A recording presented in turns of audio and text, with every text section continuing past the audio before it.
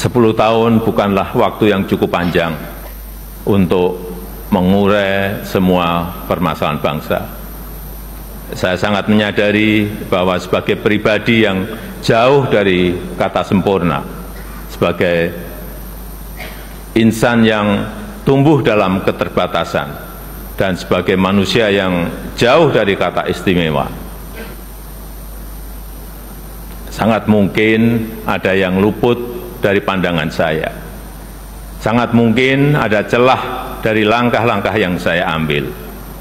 Dan sangat mungkin banyak kealpaan dalam diri saya.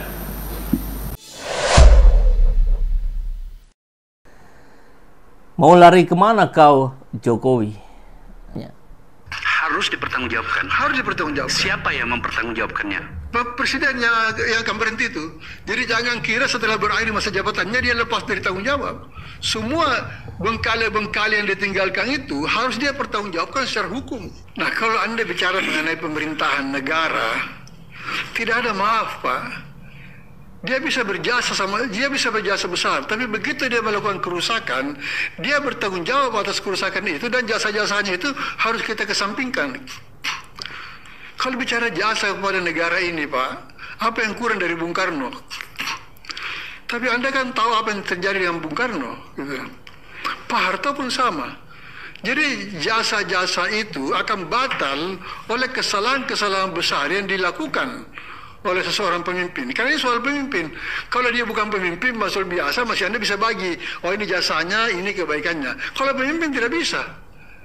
Karena pemimpin itu disumpah untuk berbuat baik. Begitu dia gagal berbuat baik, dia melanggar sumpahnya sendiri. Itu persoalan. Jadi, ya bagaimanapun juga kalau dicari-cari mesti ada saja kebaikannya. Tapi saya tidak percaya bahwa dia itu betul-betul berbuat baik itu. Karena apa yang dibicarakan sebagai infrastruktur itu kan masih bisa dipertanyakan. Ya, yang mangkrak berapa? Manfaatnya buat rakyat apa? Ya, faktanya infrastruktur, Anda bicara infrastruktur, ekonomi kita berantakan. Jangan selalu bicara ekonomi makro. Anda bicara mengenai ekonomi di lapangan itu, orang susah dapat kerja, orang susah menyekolahkan anak. Ya, bahkan terjadi semacam pengkhianatan terhadap hak-hak pendidikan itu. Kita salah menghadirkan pemimpin. Ini faktor manusianya, Pak.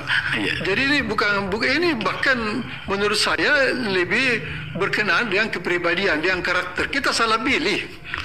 Kalau mau disebut seperti itu. Jadi ini orang tidak mengerti tentang pemerintahan, masuk ke dalam pemerintahan, disuruh memimpin pemerintahan. Ya, dia tidak punya sama sekali visi tentang bagaimana kekuasaan negara itu harus dikelola, bagaimana kekuasaan negara itu diterima sebagai amanah. Ya, dahsyatnya Profesor Rias Rasyid, tidak ada kata maaf buat Jokowi. Kesampingkan jasa-jasanya. Karena dia sudah melanggar undang-undang. Banyak sekali. Ada yang mengatakan 3 dosa besar Jokowi. Ada yang bilang nawa dosa Jokowi. Bahkan ada yang bilang ratusan dosanya. Nggak bisa dibiarkan. Rizal Fadilah. Mau lari kemana Pak Jokowi? Rizal Fadilah. Fase paling sulit bagi seorang Jokowi adalah memasuki masa hitung kekuasaan. Hitung mundur. Hitung mundur itu suka bikin deg-degan. Satu persatu pegangan kuat komando sebagai presiden mulai terlepas. Semua elemen yang kemarin menempel, takut, bahkan menyembahnya kita kini bertahap menjauh. Borok keluarga dibongkar, makhluk gaib. Artinya ada sang pembocor. Meski sebenarnya adalah orang-orang dalam juga, ordal. Jokowi sudah tidak berguna bagi bangsa, negara, dan teman sejawat, bahkan kerabat. Konglomerat juga mencari jagoan baru untuk melindungi gurita usahanya. Ke siapa lagi kalau nggak ke Prabowo? Andalan IKN, tempat pelarian pasca lengser, tidak menjanjikan. Rencana semedi 40 hari di IKN gagal. Rencananya mau ngantor di sana sampai 19 Oktober katanya. Nampaknya hantu pun enggan menemani. Jokowi tidak berani untuk menandatangani Kepres pindah ibu kota, padahal itu perintah undang-undang. Gejala kuat soal IKN ini ialah bahwa Jokowi akan menyerah. Tuntutan rakyat atas triliunan dana IKN yang amblas bakal mendera hebat. Jokowi stres berat. Lari ke luar negeri kecil peluangnya, sebab mau ke Amerika atau Inggris mesti bisa bahasa Inggris. Farizal. Ke Arab bakal diusir sebab dukun ikut dalam rombongan. Apalagi ada nebeng Abu Janda pemuja Zionis. Tambah parah, bisa ditembak pasukan berani mati Hamas, bukan berani mati Jokowi ya. Lari pagi sudah terlalu siang, lari maraton sesak nafas, Fufu dan Fafa. Lari ke Solo bakal dikepung oleh pasukan anti Jokowi Solo Raya. Ada Dewan Syariah Kota Surakarta dan kelompok kritis lainnya. Lari ke pelukan partai politik, baru PSI yang menggaungkan Jokowisme. Maklum partai itu berketum anak Jokowi sendiri. Ke PDIP gagal sejak Pilpres lalu. Sementara Golkar pun belum jelas. Hanya mampu menempatkan Bahlil saja yang ternyata canggung berada di partai lama. Bahlil tanpa kekuasaan Jokowi bakal menjadi orang yang bahlul dan bahkan babak belur dihajar kader atau anggota. TNI dan Polri sudah ancang-ancang pindah majikan. Senjata yang dipinjamkan kepada Jokowi sudah ditarik lagi. Gigi Jokowi mulai ompong, bebek lumpuh itu sekarat. Harapan tinggal pemuja-pemuji utama Jokowi, tapi masihkah bisa dipegang atau dipercaya? Kasus Fufu Fafa yang menggigit anaknya bakal menjadi pelepas kendali. Ada alasan Prabowo untuk memukul Jokowi dan keluarganya. Fufu Fafa sulit memaknai artinya, hanya merenung. Adakah itu plesetan dari Pupu Papa? Pupu dalam bahasa Jawa ngoko artinya paha papa. Emang Jokowi jahat ya Bang ya? Bahkan seluruh kejahatan Jokowi itu tidak sebanding dengan seluruh kejahatan yang pernah dibuat di era reformasi itu. Karena Jokowi adalah puncak dari kejahatan. Gue ucapin itu secara serius ya. Nah lo sendiri sebenarnya memberikan nilai berapa nih untuk pemerintahan Jokowi? A-. Kenapa?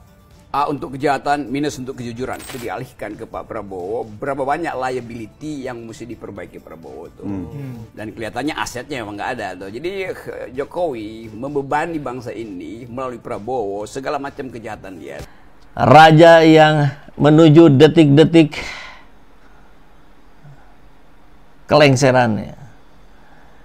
Apa salahnya orang minta maaf? Akan lebih baik merasa salah daripada orang yang merasa dirinya benar. Ya, betul, itu berlaku untuk kita semua, tapi tidak untuk Joko Widodo. Kenapa? Ya karena dia selalu bicara sebaliknya gitu. Apa-apa yang dilakukannya itu tidak mensejahterakan rakyat. Jadi kita masih heran ketika ada orang yang masih membela-bela itu kalau dia nggak dibayar, dia dapat keuntungan di pemerintahan kali ini. Kan begitu gitu. Karena kita mayoritas rakyat terpuruk dalam segala aspeknya. Partai Negoro .2 pernyataan maaf Jokowi adalah puncak kebohongannya jelang lengser. Jokowi baru-baru ini melontarkan permohonan maaf atas kekhilafan selama 10 tahun memimpin negeri ini. Jadi kalau minta maaf itu juga harusnya itu spesifik. Minta maaf atas apa? Bukan selama 10 tahun. Ya nggak bisa. Ada permohonan maaf yang kemudian mungkin kalau sudah didetailkan 158 kesalahan Jokowi misal gitu ya. Ada beberapa yang kita maafkan itu nggak bisa sederhana itu.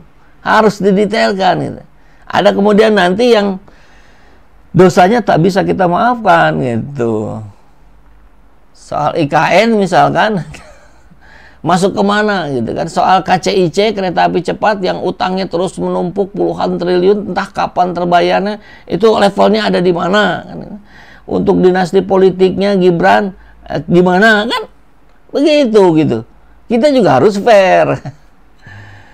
Jokowi menyatakan tidak ada yang sempurna di dunia kecuali kekuasaan Allah. Iya, Anda nggak perlu sebut ini, kita paham semua gitu. Alhasil permintaan maaf tersebut dituding sejumlah pihak sebagai bentuk kemunafikan Jokowi. Ketua Umum Partai Negoro Faisal Assegaf menyebut Jokowi sebagai penguasa yang sudah terbukti berulang kali berbohong. Penguasa yang terbukti berkali-kali membohongi rakyat sangat diragukan bersikap jujur memohon maaf kepada rakyat secara tulus, kata Faisal dalam keterangannya kepada redaksi hari Jumat. Iya, kan mudah kita lihat gitu ya. Orang aja udah jujur, sekalinya berbohong, kemudian dia jujur lagi, itu udah sulit dipercaya. Apalagi ini sebaliknya, bohong. Lanjut dia mencari sikap jujur Jokowi dalam bernegara nyaris sulit ditemukan. Sebab kebohongan dan Jokowi adalah senyawa yang kental, tak terpisahkan. Luar biasa ini ya penjelasannya, penggambarannya.